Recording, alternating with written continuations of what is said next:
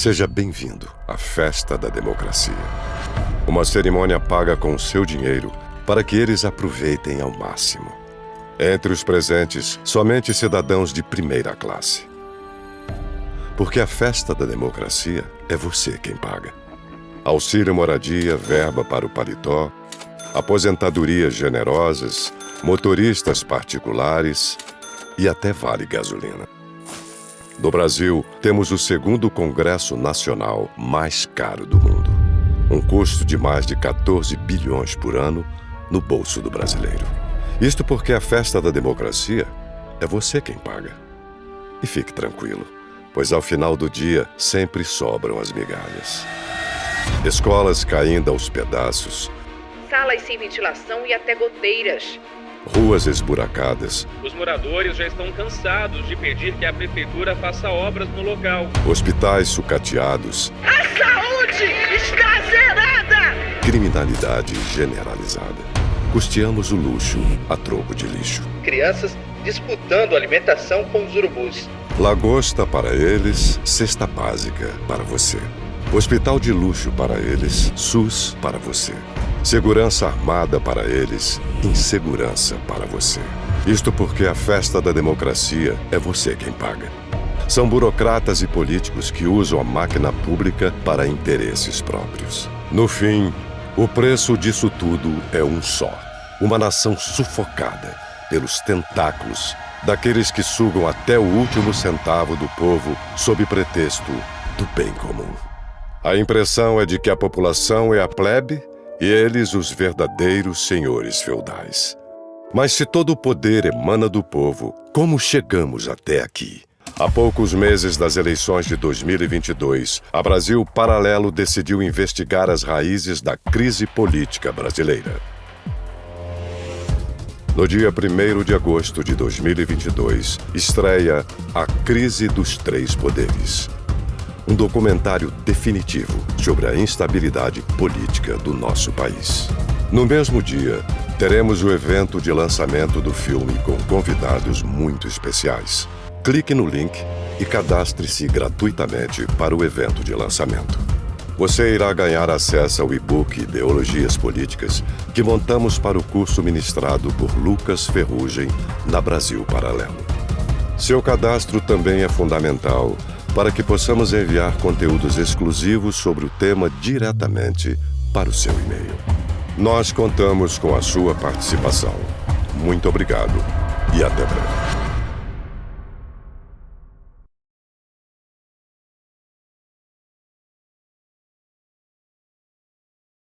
Bem-vindos à quinta aula do curso sobre as formas de governo.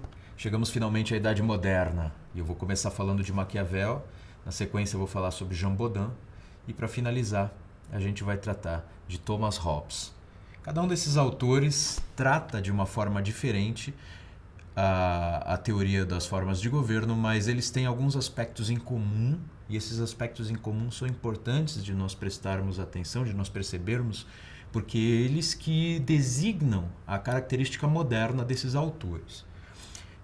Todos vocês observaram que havia uma concordância tácita e contínua a respeito das três formas puras de governo, que eram monarquia, aristocracia e democracia, e evidentemente a partir dessas três surgiam toda uma constelação de outras formas, a partir primeiro de uma valoração, né, se a monarquia é boa ou ruim e por aí vai, e ao mesmo tempo, segundo, né, de algumas modificações sutis a respeito dessas formas. O que acontece agora na modernidade é que novos conceitos surgem e eu não estou aqui para discutir as origens de por que isso aconteceu, né? Porque senão a gente vai pensar, bom, eles perderam contato com muitos autores, eles voltaram aos clássicos sem ler os medievais, perdeu continuidade, eles tinham diante de si uma realidade contextual muito diferente, tudo isso está conjugado. Mas o fato é que a modernidade vai trazer muita novidade a respeito dessa teoria. Então vamos fazer como de costume? Eu vou trazer alguns aspectos históricos, depois eu apresento as teorias e por fim a gente amarra e dá um fechamento à ideia. Tá? Então o que está acontecendo? Né? Como a gente vai falar de Nicolau Maquiavel, que é um autor que a gente diz hoje italiano, Itália nem existia, mas ele falava justamente a língua italiana, trabalhou, tornou-se importante em Florença. Nós temos que compreender que ele está nos séculos XV por XVI. Tá? Então, antes disso, a gente estudou a Idade Média e eu já disse a vocês que ao final da Idade Média nós tínhamos já autores escrevendo algumas coisas como direitos do indivíduo, que é uma coisa não muito comum na Idade Média, e ao mesmo tempo falando de direitos naturais e a partir dos direitos naturais extraindo também direitos para indivíduos, e ao mesmo tempo tinha um conceito sobre o qual não falei, mas que aparece no contexto medieval, que é o conceito de soberania. Então é bom que seja bem compreendido esse conceito para a gente conseguir compreender o que falam os modernos.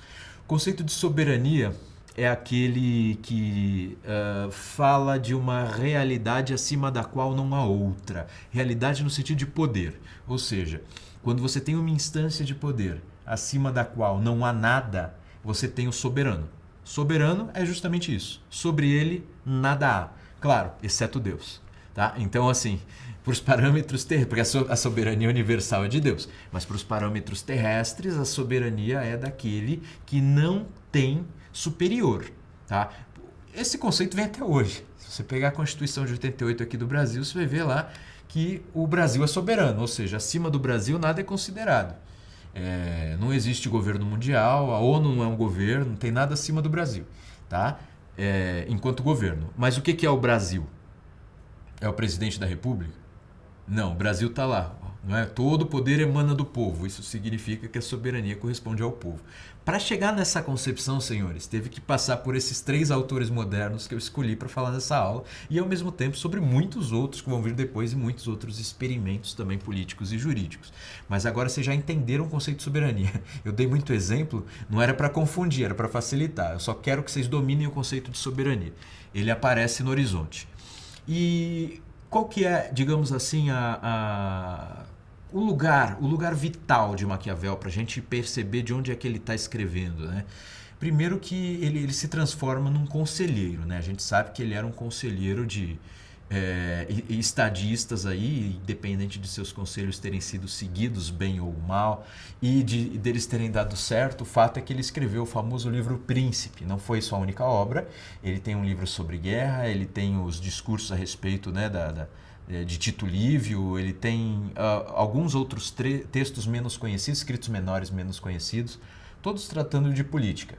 Então o Maquiavel ele tem uma importância para a teoria das formas de governo, porque ele leu Políbio, ele praticamente, no livro justamente dos comentários à primeira década de Tito Livio, ele transcreve a teoria de Políbio. E ele estuda a política neste livro, contando a história romana, a maneira de Políbio, só que ele tinha a seguinte vantagem, a história romana já teve começo, meio e fim, Políbio estava ali no meio, então ele conta a teoria de Políbio, praticamente transcrita a mesma coisa, e ele tem o fim. Então ele vai explicar, ele tem mais capítulos posteriores, né? Então ele vai começar a explicar, defendendo a mesma tese. A República Romana representa o ápice dos estados. E por quê? Porque a República Romana, ela mescla as diversas formas puras naquilo que elas têm de melhor. O que Maquiavel introduz de novo?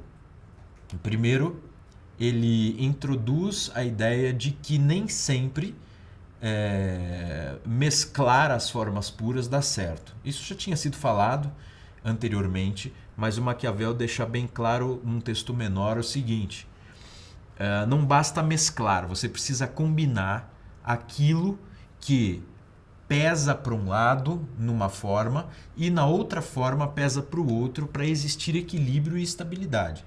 Se você colocar, por exemplo, duas formas de governo diferentes, mas para realizar as mesmas funções dentro do Estado, haverá mais conflito do que harmonia. E esses conflitos indesejáveis vão fazer com que esse Estado venha à ruína. Tá? Então, ele entendia que existiam, então, estados intermediários. O estado intermediário é aquele que não é nem uma forma e nem outra. Então, por exemplo, tem um estado que ele tem um rei, mas ao mesmo tempo tem consultas públicas frequentes e o povo consegue fazer as leis. Ele acha que se isso for mal combinado, isso vai trazer a ruína do estado. Um estado misto não é isso. E como é que ele responde a pergunta? Então, que raios é estado misto? Você consegue explicar direitinho o que é um estado misto? E aí ele vai voltar a Esparta e a República Romana. Ele vai dizer que Esparta era um estado misto muito bom, perfeito. Só que ele foi concebido na cabeça de uma pessoa só e a partir dessa concepção posto em prática. Isso é muito raro de acontecer, quase impossível, né? Aparecer um licurgo novo para ter uma concepção de estado tão realista e tão boa. Então ele começa a elogiar mais a República Romana. A República Romana é um estado misto formado por experimentação, tradição e até uma certa naturalidade. Surge pela natureza das coisas ali, daqueles elementos constitutivos da sociedade republicana de Roma. E eu vou explicar só um pouquinho disso porque é importante. Quando eu contei para vocês que a teoria do Políbio funcionava bem para explicar Roma, e eu disse para vocês também, é interessante porque a gente pega a teoria de alguém que está ali, né, no meio da grande história romana, e ele tem essa concepção e ela funciona para a história romana. Ela funciona tanto melhor porque depois Maquiavel reescreve a história romana até o fim aplicando a teoria. Então assim, quando eu digo começa com a monarquia e o Políbio diz, em geral os estados começam por um monarca. A monarquia decai para uma tirania. Então, justamente, Tarquínio o Soberbo, o último rei da dinastia dos etruscos, já estava sendo um rei, ou seja, egoísta, aquele que governava mais para si, não ligava para as regras em jogo, não respeitava os outros elementos constitutivos da sociedade. Então, ele cai, ele é destronado pelo Senado. O Senado é o conjunto dos patrícios, era outro povo, inclusive. Os patrícios descendiam mais justamente dos italiotas, né? Enquanto os etruscos eram um outro povo.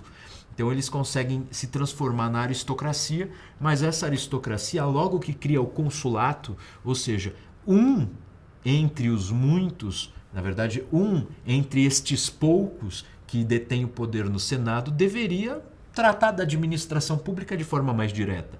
Então, para Maquiavel, isso já simboliza a manutenção de uma monarquia. Tá? Então, isso já é um sinal de governo misto.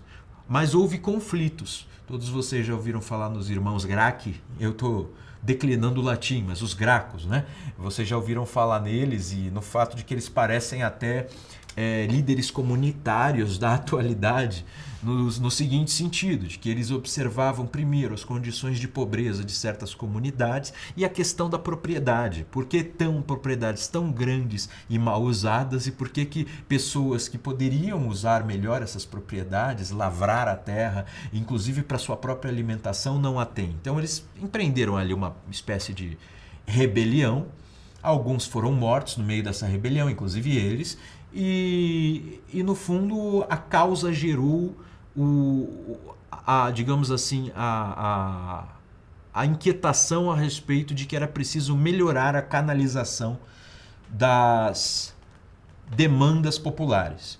Então, fica muito claro pela história romana, eu dei o exemplo dos irmãos Gracchi, mas antes dele já tinha acontecido várias petições, várias brigas, inclusive rebeliões. Fica claro pela história romana que o conflito muitas vezes gera leis, e essas leis muitas vezes são estabilizadoras.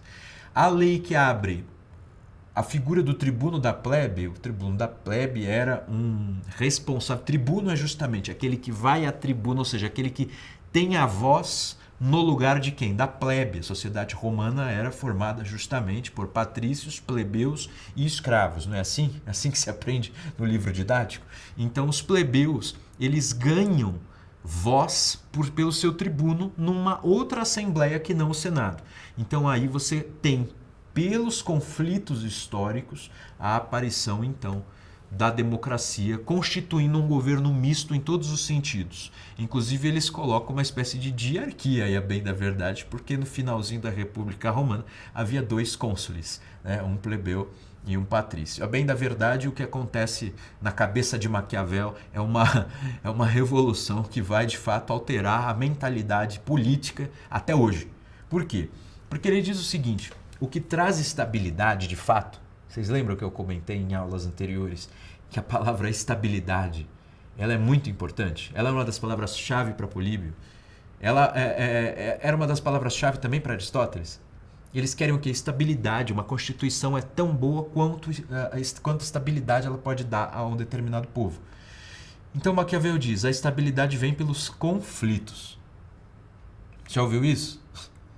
as rebeliões populares, as lutas públicas, os atos das multidões quebrando coisas e brigando. Maquiavel diz, isso aí vão 5, 6 mortos, só alguns exilados, uns 8 exilados. Isso não acontece nada, isso é pouco. Os resultados são muito bons, porque surgem aí, desse conflito, surge a lei intermediária, que não é nem tão ruim para os que estão no governo e é muito boa para aqueles que não têm nada. Então, a partir do conflito social é que surge justamente digamos assim, a Constituição, que vai se transformar naquela mais estável. Essa concepção, repito, existe até hoje. Acho que os franceses gostaram muito dela, porque quase tudo lá se resolve com quebradeira, mas o fato é que o Maquiavel, então, traz para nós essa nova concepção. A ideia de que o governo misto é o melhor, já vocês sabem, é antiga, mas é uma determinada forma de entender o governo misto. É o governo misto formado pela história, principalmente pela história conflituosa, que foi sendo, cujos conflitos foram sendo tratados de maneira a criar leis resolutivas dos problemas geradores dos conflitos. Deu para entender ou ficou confuso? Beleza. Só se recordem do seguinte: para Maquiavel, o que de fato traz a razão de estabilidade é o conflito. Mas as 3 formas puras para Maquiavel, elas podem ser reduzidas a 2. Tá?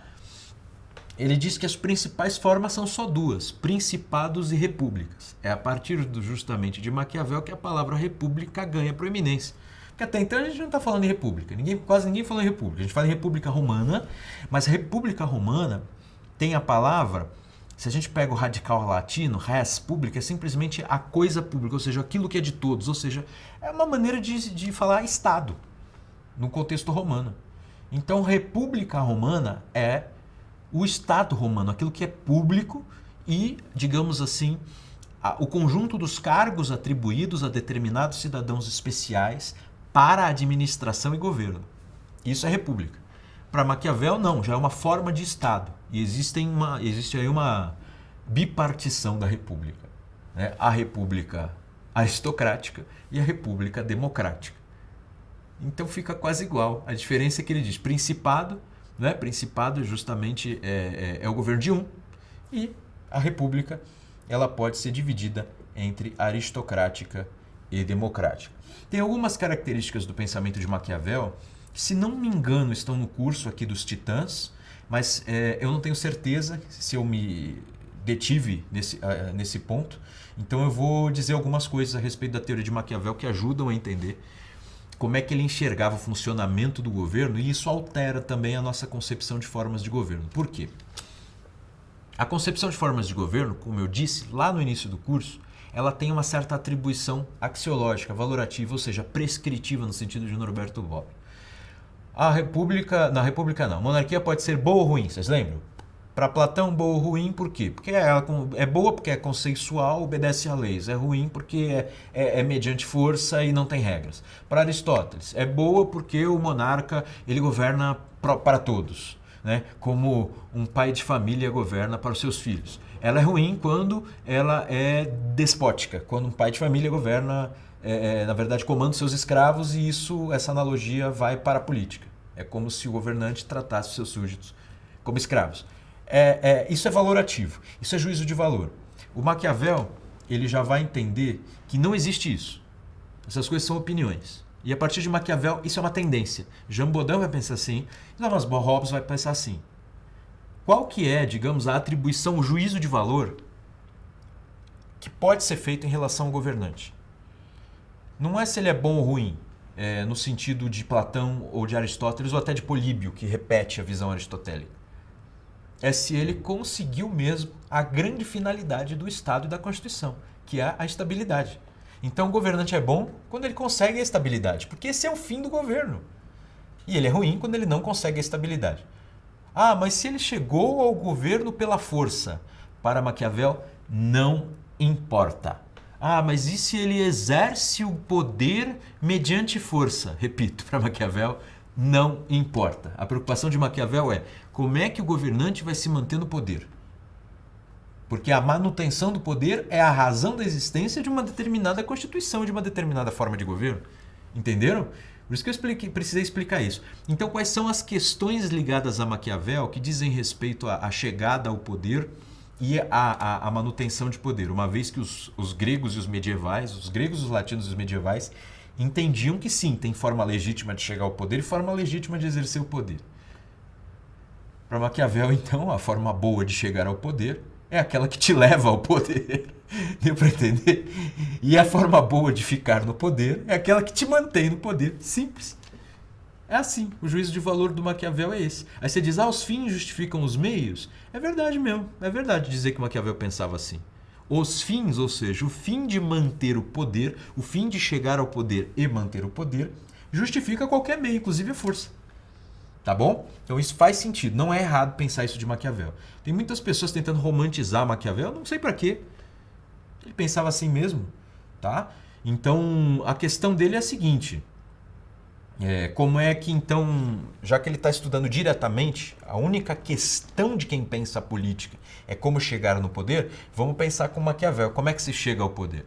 Ele diz que há duas condições, né? Uma treinável e que diz respeito à pessoa daquele que quer o poder, e outra um pouco imponderável, e outra imponderável, que diz respeito a uma certa organização independente dessa pessoa que quer o poder. Então, aquele que quer o poder, ele deve ter a virtu. É uma palavra latina que ele traz aí para designar uma certa força impetuosa, uma coragem que, unida à esperteza, à inteligência política, faz com que essa pessoa saia vitoriosa de todos os conflitos e desafios que ele tem diante dele para chegar ao poder. Isso é virtu. Por outro lado, existe a fortuna. Parece um italiano falando, né? Mala fortuna, né? A fortuna. A gente pode fazer até a fortuna. A fortuna é o quê? É a sorte. Não é a riqueza nesse sentido. É no sentido de os acontecimentos são favoráveis ou desfavoráveis. E sorte também não só no sentido benéfico. Eu usei a palavra sorte no sentido daquilo que acontece a despeito do que você quer e sem a sua intervenção. Então, por um lado, a virtu designa aquele que tem virtu é o bom governante. Tá? Ele pode se dar mal por uma ocasião de má fortuna. Ele é um mal afortunado. Deu errado, enfim. E aí o Maquiavel vai pensar um pouquinho. Tem aqueles que chegam ao poder só pela fortuna? Tem. Mas aí o que acontece? Ele obteve sucesso na questão de como chegar ao poder. Mas ele diz que ele não vai ter tanto sucesso na questão de como manter o poder. Porque o Maquiavel diz, para manter o poder é muito difícil. Alguém que chegou por acaso, por fortuna, por sorte, pelo menos por mais sorte do que por competência, ao cargo que ele consiga manter, isso é muito difícil. Então, nesse caso, ou ele desenvolve a virtu, ou ele vai decair. Ele vai perder o seu lugar por alguém que, aproveitando uma nova onda, agora usando terminologia surfista, né? Aproveitando uma nova onda, ou seja, a boa onda é a fortuna. O surfista que pega essa onda é o que tem virtu. O cara que está mais ou menos ali com uma prancha, não sabe nada e consegue pegar a onda é o cara que deu sorte. Foi fortuna, mas ele vai conseguir pegar mais ondas? É muito difícil, ele não tem virtu. Deu para entender? O cara mora em Santos e no Rio fica fazendo analogia com o surf, né? É assim mesmo, vocês tenham paciência comigo. Mas eu acho que ficou claro, então, um pouco da visão de Maquiavel sobre as formas de governo. Isso pode acontecer com o governante. Aí vocês devem se recordar, mas ele não falou que tem que ser, que o governo misto da República Romana é o ideal. Ele falou que é o melhor, sim, só que é o seguinte, existe uma questão que é a da longevidade, é a da permanência, é a da estabilidade. Se um governante único, sem a mescla com os aristocratas e sem a mescla com o povo, ele consegue manter o poder, gente, ele atingiu o objetivo dele. Deu para entender? Então, não necessariamente a Constituição precisa ser mista. É que a Constituição mista, sobretudo a histórica, né, historicamente construída mediante conflitos para ser mista, é a que melhor tende à longevidade. Agora, se um sujeito sozinho conquista o poder e o mantém e ainda o transmite para os seus filhos e netos, ele é um excelente governante. Acho que deu para entender mais ou menos a visão de Maquiavel, certo? Se vocês quiserem avançar nisso, justamente a obra mais conhecida é O Príncipe, mas eu já falei, tá? Do discurso sobre a primeira década de Tito Livio. E existem outras obras menores também que vocês podem consultar. Eu não estou encontrando aqui nas minhas anotações o nome dela, mas qualquer coisa depois eu passo aqui à equipe. Começa com exposição. Acho que a exposição sobre a reforma do Estado de Florença é isso. Há instâncias do Papa Leão. É isso, pronto. A equipe não vai precisar ter trabalho comigo. Está resolvido. Bem, vocês entenderam então que aquela divisão entre tirano e monarca bom já começa a assumir aqui, né? E o conceito de soberania, como é que entra nele? É justamente assim, o soberano é aquele que vai governar sem precisar pedir licença para ninguém. Então, por enquanto, está fácil. Quem vai tratar mais do conceito de soberania é o nosso teórico seguinte, tá? O nosso teórico seguinte, o Jean Bodin, ele já vem no próximo século, né? Nós estamos aí, como eu disse, nos séculos XV para o XVI. Nós agora vamos entrar no 16 para o 17. O Jean Bodin já é francês e é bom explicar um pouco de como é que funcionava a ordem política francesa, porque o Maquiavel também se referia um pouco à França. O Maquiavel gostava de dar exemplos atuais da época dele. Ele deu, digamos assim, históricos também, né? Ele deu exemplo de Esparta e Roma, mas ele deu o exemplo da Florença dele, ele usou o exemplo de Veneza, ele usou o exemplo da França, ele usou o exemplo da Turquia. Então, assim, você os vê dando esses exemplos. E o Jean Bodin é parecido. Só que se eu não explicar um pouco de como era a França da época, você vai ter dificuldade para se localizar. E eu falei da Turquia, não falei? Esses autores, eles vão ser muito semelhantes na visão a respeito do Oriente. Semelhantes a quem? Aos antigos. Quando Heródoto, Platão, Aristóteles falavam do governo oriental, eles estavam se referindo à Pérsia. Como é que era o governo oriental? Era o do tirano despótico, do déspota. O Maquiavel vai ter a mesma visão. Ele herda dos clássicos esse preconceito, que tem um lado de razão, tá? Não estou usando a palavra preconceito só como no sentido ruim da palavra, como uma carga negativa, mas eu estou usando a palavra preconceito como é uma impressão, não é um estudo muito bem feito. Eles usam a Turquia aqui, tá bom? O Jean Bodin e o Maquiavel. Eles falam da Turquia. Turquia é o quê? Um governo do tirano despótico. E no século XVIII, quando os iluministas estiverem escrevendo, o próprio Voltaire, Rousseau, eles vão falar a mesma coisa. O Oriente é despótico, pode ver a China. Eles passam a usar a China. O José Bonifácio era um pouco diferente. Ele usava a China para falar que tinha algumas coisas boas que a gente devia aprender com ela. Agora não é hora disso, avancei alguns séculos. Voltemos a Jean Bodin. Estamos então entre... É século XVI, vai. Vai ter 16, 17, mas ele está predominantemente... As suas obras foram publicadas no século XVI. Então estou falando de uma obra chamada De la République, né, de Jean Bodin. E essa obra, que é a principal deles, ela mais ou menos imita a ordem de capítulos da Política de Aristóteles. Então, se a Política de Aristóteles começa lá no livro 1, falando sobre a origem da polis, o Jean Bodin vai falar sobre a origem de la République, né, do Estado. O Aristóteles segue falando a respeito das formas de governo, depois vai falar sobre as formas mistas, depois vai falar sobre as formas ideais. O Jean Bodin segue o mesmo caminho. Isso significa que ele é um aristotélico? Não, o Jean Bodin não vai ser um aristotélico. Ele é um leitor de Aristóteles, mas que vai divergir bastante do Aristóteles. É bom eu ter explicado um pouco de Maquiavel, porque funciona para vocês entenderem que o Jean Bodin se mantém na maneira de fazer juízo de valor moderna. E qual que é a maneira moderna, né? O sujeito moderno, ele não está dando tanto satisfação a Deus como o medieval, e ele não está, como o grego, buscando o bem comum naquela maneira aristotélica, e nem buscando a ideia de bem, se dirigir à ideia de bem como Platão. O moderno está em busca da realização daquilo que ele quer, né? Isso é uma generalização, senhores, mas é uma generalização que facilita o aprendizado. Tá? Não é que todo homem da modernidade era assim. Gente, tinha um monte de gente católica, cristã, estavam surgindo até os protestantismos, que não tem tanto a ver com isso.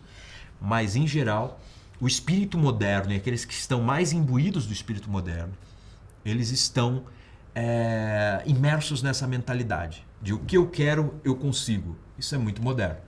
E deixa de lado a preocupação, o que Deus espera de mim, tipicamente medieval, e a preocupação grega de o bem da polis, tá? Então estamos aqui na modernidade para o Jean Bodin, a grande questão é a soberania e o poder absoluto. Daí que vai começar a surgir a palavra absolutismo. Tá bom? Hoje em dia, os historiadores, eu acho que até os maus historiadores, as pessoas que explicam os governos medievais, usam a palavra absolutismo muitas vezes para aquilo. É um erro absurdo. Eu contei para vocês que o governo medieval era uma complexidade quase confusa entre várias ordens jurídicas e políticas, então não dá para falar que era absoluto. Teoricamente, a ideia de governo absoluto, de reino absoluto, surge com Jean Bodin. E na prática surge justamente também neste século, na modernidade. É o rei que, se vendo como soberano, entende que ele é a fonte das leis e não precisa obedecê-las, porque quem cria as regras não está debaixo delas, está acima. Então ele cria as leis para os outros obedecerem e ele não está abaixo delas. Esse é o poder absoluto. Tá? O poder absoluto, por um tempo, pode ser entendido, quando a gente fala no monarca absoluto do início da modernidade, ele não necessariamente é o que se chama depois de absolutista. Tá? O absolutismo que aparece depois já é, digamos assim, uma destruição de todas as camadas intermediárias de governo. E não vai ser bem assim que o Jean Bodin vai entender. Por quê? Porque ele vai dizer que uma coisa é a soberania, é a detenção do poder. Outra coisa é quem exerce no dia a dia esse governo. Então ele vai começar a tornar a coisa mais complexa, que é o que existe hoje nas teorias políticas e constitucionais. Como assim? Ele vai dizer, o governo pode ser uma monarquia absoluta, ninguém acima dele. Mas essa monarquia absoluta vai colocar como governantes um grupo de aristocratas e eles que vão exercer. Aristocratas em que sentido? No sentido moderno. Um grupo de bem-nascidos. Tá? Pessoas de famílias muito importantes. Então aí você começa a criar a ideia de Estado, governo e regime. Parece confuso? Posteriormente eu vou explicar com mais calma. Vamos continuar entendendo a sociedade francesa. Agora vocês estão aptos a entender. A sociedade francesa era da seguinte forma. Tinha um rei cada vez mais forte. Tá? Vocês vão ver que vai chegar em breve o famoso Luís XIV, que vai dizer l'État c'est moi, né? O Estado sou eu. Então, você vai ver que essa ideia do rei, do monarca absoluto, vai ficar muito clara. De qualquer maneira, esse monarca absoluto, ele devia satisfações aos chamados pelo Maquiavel e pelo Jean Bodin de barões. Ele devia satisfações a grupos que descendiam de famílias extremamente importantes para a formação daquele povo. Então ainda tinha essa instância intermediária. Vai ser mais no final aí do século, entre os séculos 17 e 18, com algumas influências de Thomas Hobbes, é que vai surgir algo mais próximo do que a gente chama de absolutismo. É a quebra mesmo dos intermediários. Mas vamos lá. A França funcionava assim. Então a complexidade das formas de governo, a complexidade da realidade fazia com que o encaixe das ideias puras de formas de governo ficasse mais difícil. E que houvesse também uma maior desconfiança em relação ao fato de que o governo misto funciona muito bem. O Jean Bodin vai tratar como da soberania, né? Ele vai dizer o seguinte: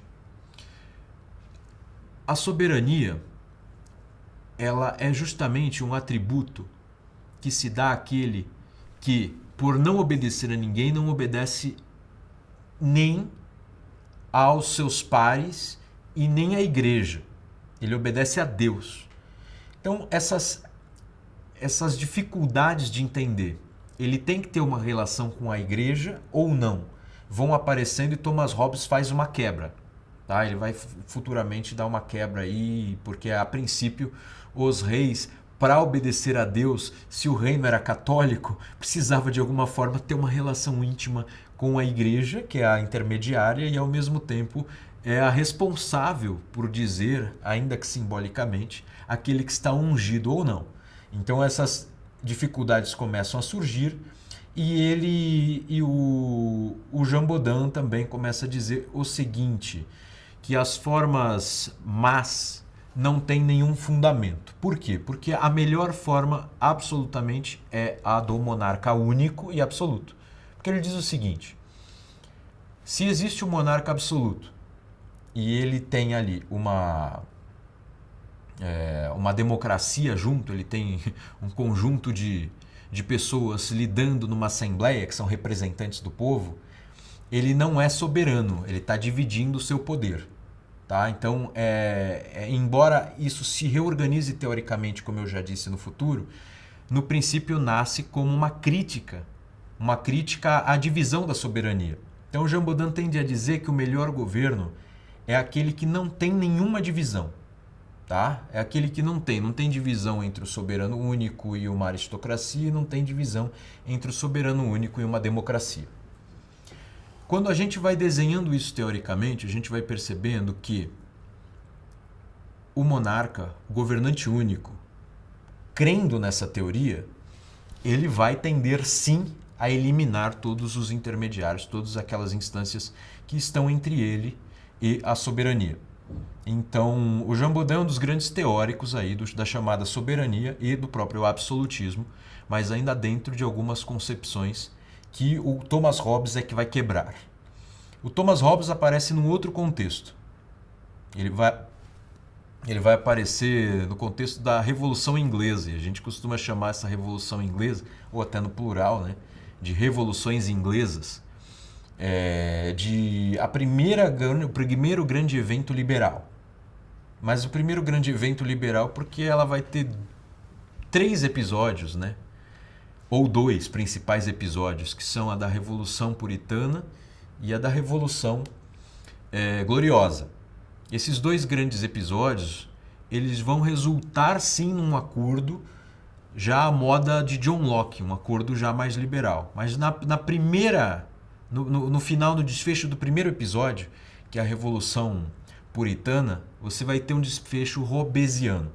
E qual que era o pensamento de Hobbes, que estava vivendo nessa época e deu algumas respostas a circunstâncias difíceis da prática? O Thomas Hobbes, em tese, é filho do medo.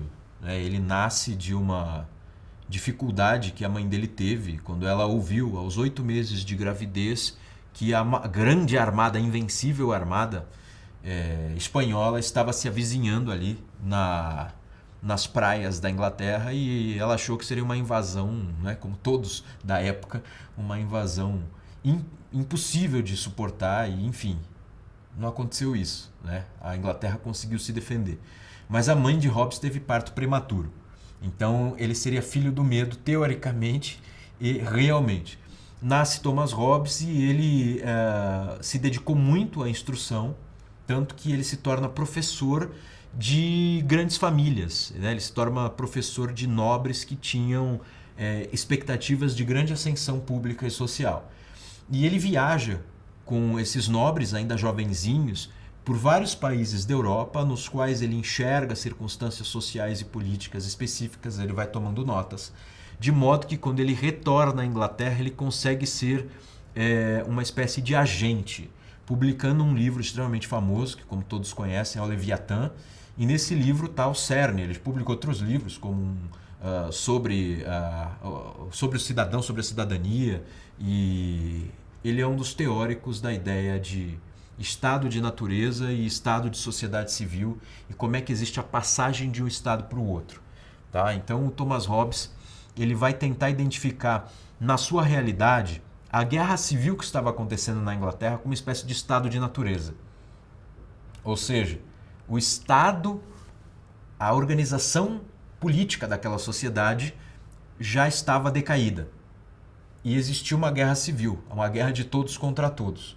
E seria preciso instituir um outro Estado, tá? Um outro governo. E ele entendeu que essa instituição seria absolutamente justa. Tá? Então, para intercambiar aqui as ideias de Maquiavel e Hobbes rapidamente, lembram que para o Maquiavel, aquele que assume o poder mediante força, ou seja, um príncipe novo, ele não é necessariamente ruim, né? Como seria de repente para a visão medieval e para a visão antiga. Então, aqui o Thomas Hobbes diz a mesma coisa. O ruim é ficar com um mau estado, debaixo de um mau estado ou sem estado, ou seja, no estado de natureza. A palavra Estado eu estou repetindo muito, está confundindo, né? Por um lado eu estou usando Estado justamente como a organização política dos cargos e da administração pública, por outro lado eu estou usando o Estado, né, como aquela palavra que designa um estágio, né, uma etapa de coisas. Então o estado de natureza é como se fosse uma etapa da vida das sociedades que é anterior à organização política, da estabilização dos cargos, dos conflitos, enfim, da institucionalização de todos os elementos da sociedade para que haja uma estabilidade. Bem, então a visão de Thomas Hobbes era: existe conflito de todos contra todos, é preciso apaziguar esses conflitos, então que venha um governante absoluto. Ele não via problema que ele impusesse a sua regra mediante força. E nem que fosse alguns, né? Aquela ideia de é um ou são uns poucos que vão impor essa regra, que vão impor essa lei. Tanto faz para ele. Podia ser uma assembleia de uns poucos homens ou um homem só. O fato é que eles deveriam personificar o Leviatã. O Leviatã é um monstro bíblico. Ele aparece, por exemplo, no livro de Jó. E esse monstro ele seria a simbolização de um mal, mas de um mal necessário. É um mal sem o qual tudo é pior. Então o Estado é visto por Thomas Hobbes da seguinte forma: se você não tem Estado, você tem roubo, você tem escravidão e você tem também morte, assassinato, homicídio. E ele compreende, o Thomas Hobbes, que há certos direitos naturais que precisam ser defendidos. Esses direitos naturais só são defendidos quando existe um Estado, um governante que seja capaz de impor por violência e com, digamos assim, essa é uma expressão de Max Weber, mas funciona muito bem para Hobbes, com o monopólio da violência. Né? O Estado é o mal necessário, o Leviatã é o mal necessário, porque ele pode exercer a violência e não os cidadãos. Então ele, usando de violência, impõe uma situação na qual os direitos naturais são preservados. Os direitos naturais são os direitos de você não ser escravizado, de sua propriedade não ser roubada, né? E de você também não ser morto. Então ele entende que é assim. Vocês lembram das frases boas, né, para memorizar, as frases mnemônicas de Thomas Hobbes? A princípio, o homem é o lobo do homem, não é? Então é preciso, né, que haja concentração de poder no Leviatã, o mal necessário, para que ele impeça que o homem seja o lobo do homem. E o Estado, sendo, digamos assim, o único, né, capaz de impor mediante violência qualquer coisa, ele traz uma estabilidade tal. É tirania? É. Parece ditadura nos termos atuais de ditadura? Parece. Mas para o Thomas Hobbes é melhor tirania e ditadura do que guerra civil. E ele viveu uma guerra civil. Tá? Então ele não é filho do medo só pelo nascimento dele, mas também porque ele viveu uma circunstância de guerra civil, de denúncias entre familiares. Você tem um cunhado que está vinculado ao grupo dos puritanos e do Oliver Cromwell. E você, sei lá, é monarquiano e está do lado do rei Jaime. Então o que acontece? Existe aí um conflito de morte. Você pode ser envenenado na sua alimentação em família. Então ele viu isso não dá para viver assim. Ele achou isso muito pior do que uma tirania. Então ele entendeu que não existe isso também, como diziam os antigos, né? De que a tirania é ruim e o monarca virtuoso é bom. Não. O ideal é ter Estado, tá? E que seja imposto mediante força. E isso é melhor do que a guerra civil. Esses três pensadores nos trazem, então, algumas soluções muitíssimo diferentes, né, da antiguidade e do medievo, e nos trazem também ideias que são muito interessantes da gente levar em conta para estudar os teóricos posteriores, né, que serão John Locke, Montesquieu e Benjamin Constant, e eu vou trazer mais alguns só para ilustrar.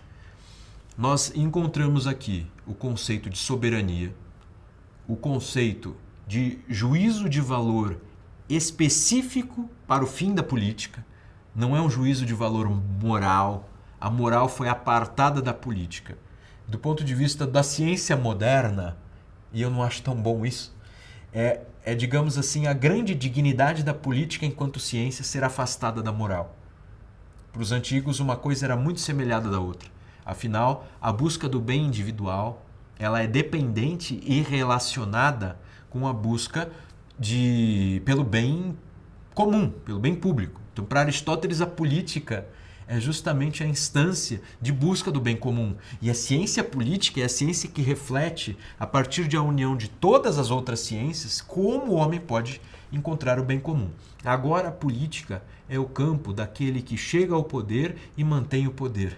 É só o campo da estabilidade. Então, aquilo que perdura é bom para a política. Aquilo que não perdura é fraco, é ruim, é inapto. E o Thomas Hobbes ainda traz o complemento de que é melhor que haja um tirano absoluto do que uma luta de todos contra todos e, digamos assim, o desrespeito desses direitos básicos, né, que ele e John Locke vão estar de acordo, que são os direitos naturais.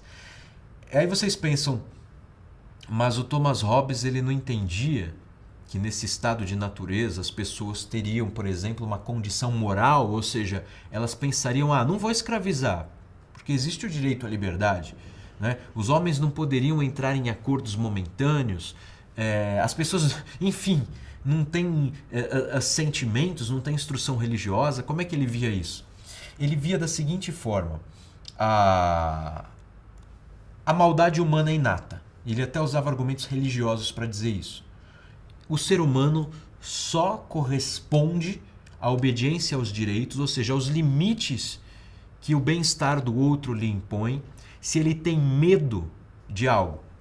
Então, o grande motor... ele tinha uma teoria psicológica, Thomas Hobbes. O grande motor da ação humana é o medo. Se o grande motor é o medo, para o homem não aterrorizar o semelhante, ele precisa ter medo. Certo? Assim como ele teria medo em tese de Deus, mas ele tem teorias religiosas, Thomas Hobbes, ele tem algumas teorias religiosas bastante heréticas e confusas, mas ele entende, essa analogia com Deus precisa ser, digamos assim, encarnada pelo Estado. O Estado precisa impor o medo ao cidadão para que ele não ultrapasse os limites devidos, para ir contra os direitos, tá?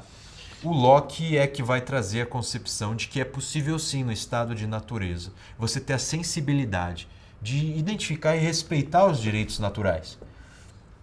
Mas aí o Locke já é o homem da Revolução Gloriosa, tá? A Revolução, esse primeiro episódio das chamadas Revoluções Inglesas, a Revolução Puritana, ela não trouxe como resultado um governo liberal. Ela trouxe como resultado um governo absoluto.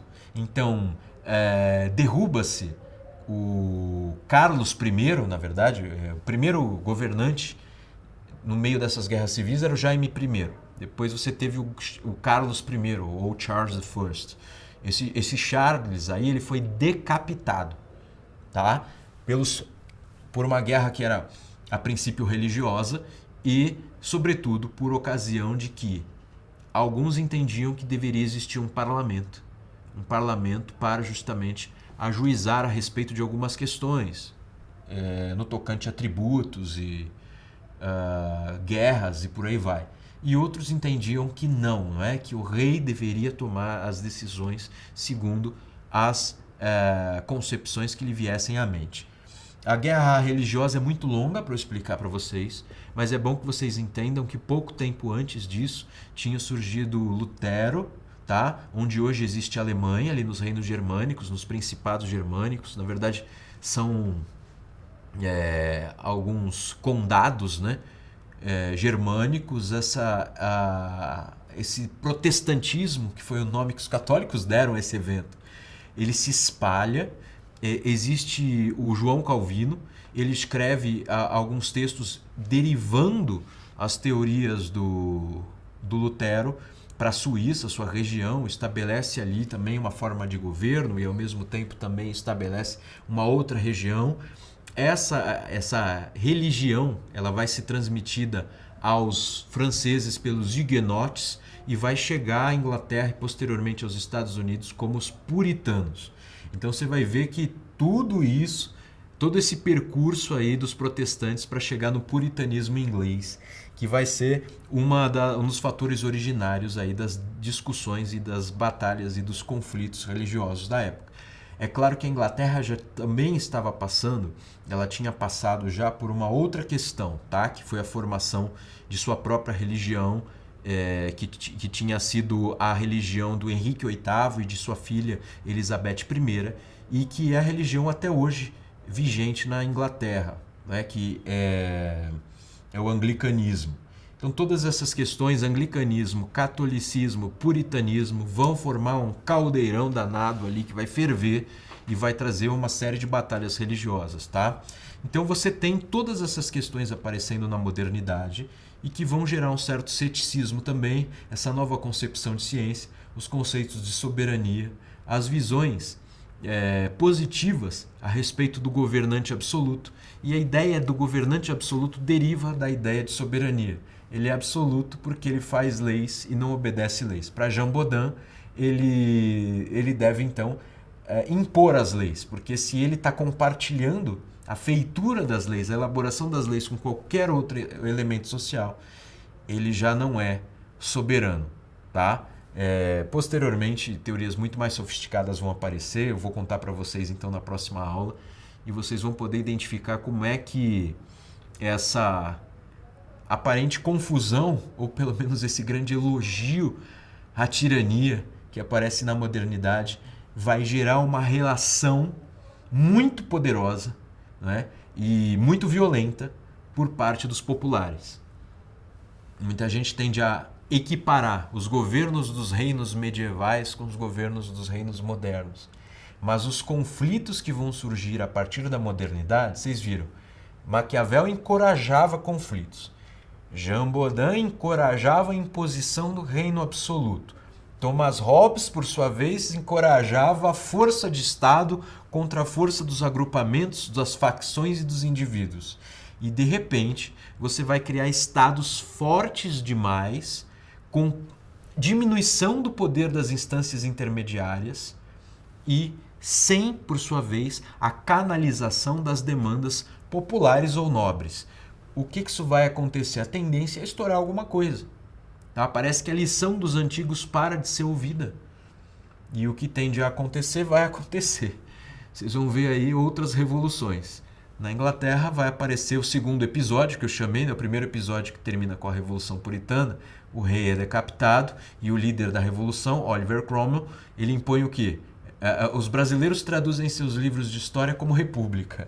Não tem nada a ver com o que a gente chama hoje de república, porque não era a eletiva. Ele impôs um regime tirânico, com ele encabeçando esse regime. É chamado pelos ingleses de Commonwealth, tá? E essa Commonwealth, no fundo, era uma espécie de monarquia de príncipe novo. Ele tomou pela força, porque ele criou um exército mais forte do que o exército real da Inglaterra, acreditem se quiserem, e ele impõe, tá? Ele impõe pela força um outro governo. E essa Commonwealth dura até o seu filho, né? E o Cromwell, filho, ele não vai ter o tino e muito menos a força, a liderança e nem o carisma de seu pai.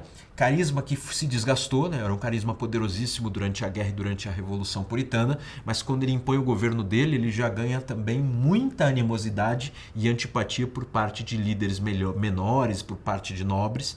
Então você tem aí já um filho com muito menos capacidade que acaba sendo destronado, tá? É chamada de volta a família real, a família, ou seja, os descendentes aí do Jaime I e do Carlos I. Então vem o Carlos II e depois o Jaime II. Aparece um novo contexto de guerras civis que aparentemente vai gerar a decapitação do rei novamente, tá? Essa nova circunstância é que vai dar a demonstração à Inglaterra de que ela precisava renovar a sua técnica política, ou seja, a conjugação dos elementos da sociedade e dos poderes existentes nas camadas da sociedade para que existisse uma estabilização. É que entra a teoria de Locke e o chamado liberalismo. A partir dessa revolução, que é a chamada Revolução Gloriosa, você vai ter outras revoluções, como nos Estados Unidos a Revolução Americana e na França a Revolução Francesa. O impacto, a violência, o sangue jorrado por essas revoluções foi tão maior quanto maior era, digamos assim, o poder isolado de alguns desses líderes de alguns desses governantes, tá? Embora na França a gente possa julgar que, nossa, havia sim nobres próximos ao reino, já não era como antigamente, né? A partir de Luís XIV, que era muito mais forte que o XVI, você já teve uma certa alteração que já não era mais como o governo medieval, que conjugava não só os nobres, mas também muito bem a relação com o clero e a relação com instâncias ainda menores, notadamente os feudos. Vocês veem que a terminologia da nobreza surge da França. Se, por exemplo, existia um feudo numa marca, e marca é um nome do limite da fronteira, ele era o marquês. Se havia um homem que ele tinha apenas um título de nobreza, mas não tinha terras, ele era um cavaleiro, né? Na Inglaterra, Sir. Se ele tinha, digamos, a proeminência entre os nobres, ele era o primeiro, tá, do rei, ele era um duque, né? De dux, justamente, o primeiro, o favorito. E por aí vai, daí surge a hierarquia, justamente do cavaleiro e partindo para cima, né? Do barão, o conde, o marquês, o duque, o arquiduque, por aí vai. Tá? Então toda essa terminologia surge da experiência francesa, mas isso vai existir em Portugal, isso vai existir na Inglaterra, isso vai existir em várias outras sociedades da época. Tá? Bem, dito isso, nas aulas seguintes eu vou ter que trazer também um pouco de contexto histórico e aí a gente encerra entendendo como é que foi a recepção de todas essas questões históricas e terminológicas, semânticas e filosóficas no Brasil do Império. Obrigado pela atenção e até a próxima.